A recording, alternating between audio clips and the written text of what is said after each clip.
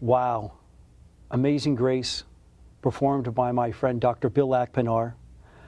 Welcome to Queens Public Television and a conversation with Dr. Bill Akpinar. I'm Gordon Kelly. Thank you for making it here today, Bill. Tell me about that piece of music. You recorded that? I seem to recognize that piece, Gordon. Thank you. It's a pleasure being here. I did that as a part of my book, and that song has touches a very special place in my heart, as you know the story, Gordon. And it's a story of human trials, tribulations, and most of all, faith, and a person who turns his life around and changes path into a much better direction in life. A mindfulness, an awareness, a spiritual re-enlightenment. John Newton, I think he wrote Amazing Grace 1798 or something about that. He was a sailor out at sea, and he prayed to God to save him, and he had an epiphany, and it changed his life. And today's program is also dedicated to a friend of mine. He just passed away at 83 years of age, Reverend Dr. Renwick Jackson. And he was a dean at York and Queensborough Community College, and president of St. Mary's. And he always said to look for your answer through love. So many people are looking for an answer through fears and inhibitions. And that leads me into today's topic with Dr. Bill about empowering ourselves, a spiritual enlightenment. You had mentioned, Bill, about the book that you had written. You've written several books. They're all on health and healing as a medical doctor, a naturopath, a physician, a PhD, the connection between disease and health and our own inhibitions and how many of our repressed emotions manifest themselves as diseased. Could you comment a little bit on that, Bill? Yes. The last one, which I wrote, 7 Priceless Prescriptions, sums it up. I pretty much bring all of this into focus, so to speak, and touch upon those prescriptions that I give my friends, my patients, my family, which are priceless. They're free, and you can't put a price on them because they're so valuable. How to breathe, engaging in some form of sweat therapy, proper modes of eating, not overeating, the importance of growth, of sleep, of laughter, of loving, and all of these contribute to the balance in mind, body, spirit. And that is one of the imbalances, or what you stated before, so importantly, dis-ease in our society and in our world today. Another word would also be a discipline, a self-discipline that many people are just lacking. They're coming to you, doctor, I'm paying you all this money, fix me. I'm sick. I don't want to be responsible. Give me that pill, give me that prescription. And as we well know, 10,000 people a day are turning 65. It's a tsunami coming down for Medicare, Medicaid. They're not prepared for any of this. But many of these health alternatives that you were talking about, you're trained as a medical doctor, and they're almost cost effective. They cost nothing at all. The former head of the Defense Department said his biggest expense was not airplanes and bullets, munitions. It was the health insurance, skyrocketing every day. The number one cause of bankruptcy in America today is people's medical bills. What about this medical system that in relationship in this nation, and your comments on that, Bill? You're finding that relationship. Yeah, you know, Gordon, the system is broke. It's broken, and it definitely needs fixing. You know, like everything, it begins with a little ripple, and the ripple will expand, and hopefully we will have a tidal wave of change. You know, President Obama echoed this, the fact that we have the most dysfunctional, inefficient medical system imaginable in 2009 in his inaugural address.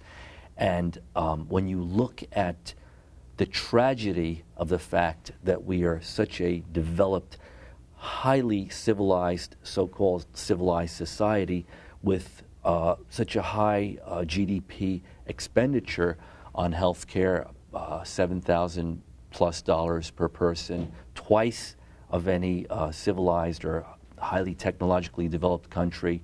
And we're ranked number 72 by the World Health Organization as far as effectiveness. 50 million people, 50 million plus people, I would say at this point, are uninsured, and they don't have access to health care. And, you know, they estimate the figures range from 14,000 to 50,000, those that die because of the lack of medical care. Now let's look at the ones that are insured and they're denied care by insurers. That's a whole separate story. We could do a whole show on that. I started my career as a consultant inadvertently because I dialed one digit of a phone number wrong. Well, that didn't last long because I wasn't into denying, delaying, and depriving people of care. That's something that's expected.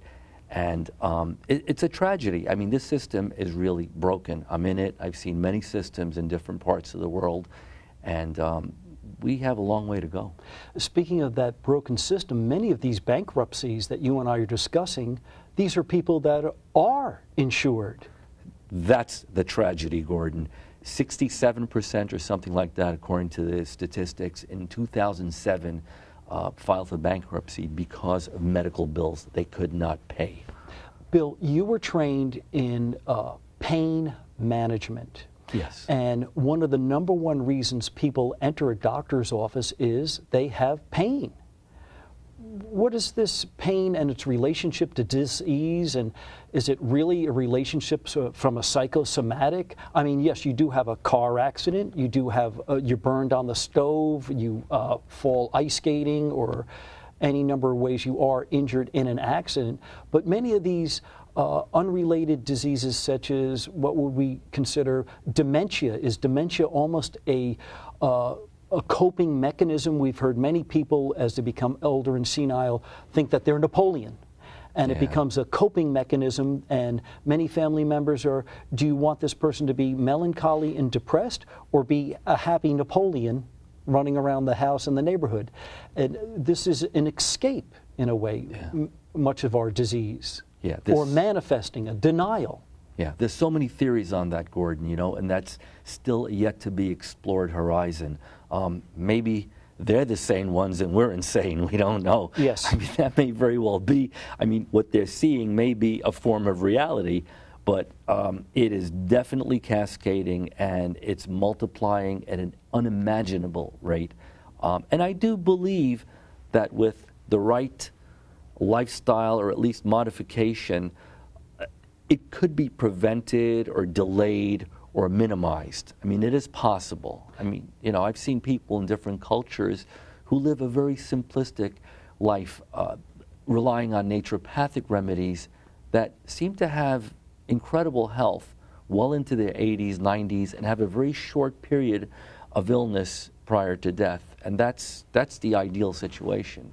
You had mentioned about other cultures and everything, and I am always so thrilled when I talk to you, Bill. And if there's a nation in the world, a country in the world, Bill, you've been there. Pretty much. and many of these trips you've taken with your beautiful son, Adam, your beautiful daughter, Melissa. I've known them since they were young children.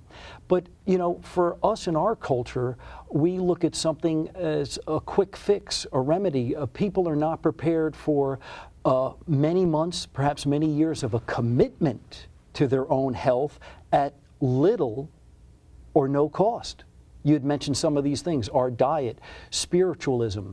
What would be some of these other things, no cost or little cost, that people can start to incorporate today? You don't want to make a radical change, but certainly it's an empowering, and when you feel that you have more of a control over your life and what you're doing, from some very simple things of, you know, just getting up and doing, as we spoke earlier about Tai Chi in the morning. When would that routine happen? And what are the benefits of doing? We're down here in Flushing, Queens now, and you're out in the morning and there's people in the parks doing Tai Chi, people are out running, exercising. What are some of the benefits of these, Bill? These are wonderful adjuncts, Gordon. These are ancient practices. I start my day by doing, I'd say, about a good half hour of yoga, half hour of Tai Chi, Qigong, looking at the world upside down, doing a headstand, bringing blood circulation to my brain, some breathing exercises, and then some meditation. And, you know, I try to follow as much of a middle path or a moderation, so to speak, and they're pretty easy. If you look at the ancient cultures, these practices are embodied in these cultures. They're a part of the culture. Here, you know, people get up in the morning, grab a cup of coffee, a donut or something, they're running to work, I'm in a hurry. Well, you've got to take time for yourself. If you don't slow down, you know, nature has a way of slowing you down. That's an inherent truth. And these old civilizations have their mechanisms built into their lifestyle. I mean, I've seen this in Tibet. They practice a form of meditation and mind, body, spirit practice. In India, as we know, yoga, yoke, the union, is the ancient practice, is the ancient healing art. Tai Chi, of course, Kung Fu. Many of these cultures have similar practices. I wouldn't put one as better than the other. It's a cultural thing.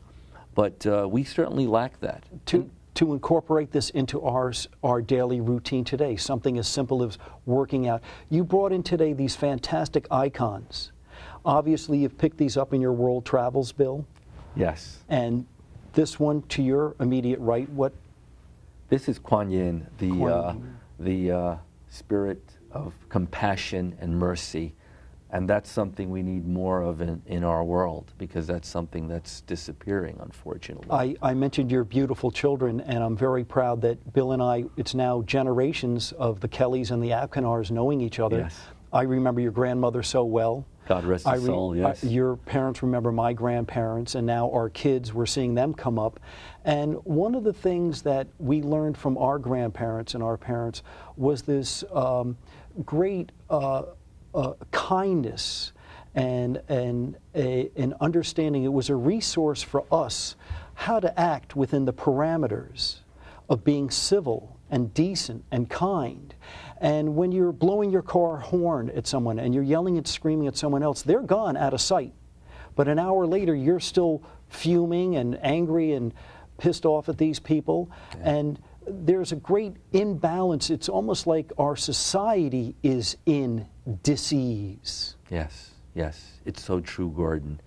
You know, one of the things I emphasize in my book is take 3 long, deep breaths. You know, most people have forgotten how to breathe, or they never learned it. Just watch a baby breathe. And if you take a deep breath or 2 or 3 before you do something crazy, it may actually save your life or save someone else's life.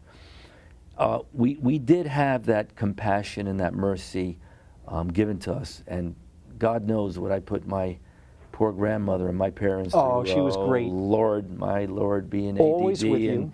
And a troublemaker and everything, and how I wound up here. It's and I consistently saw you, Bill, with your children all the time. Yes. At Memorial Field, yes. Whether it was bike riding or playing softball. And your travels around the world, these more native Aborigine type peoples, they are like hunter-gatherers for the most part, and they really have an extended family. So much is missing of that today in our society. People are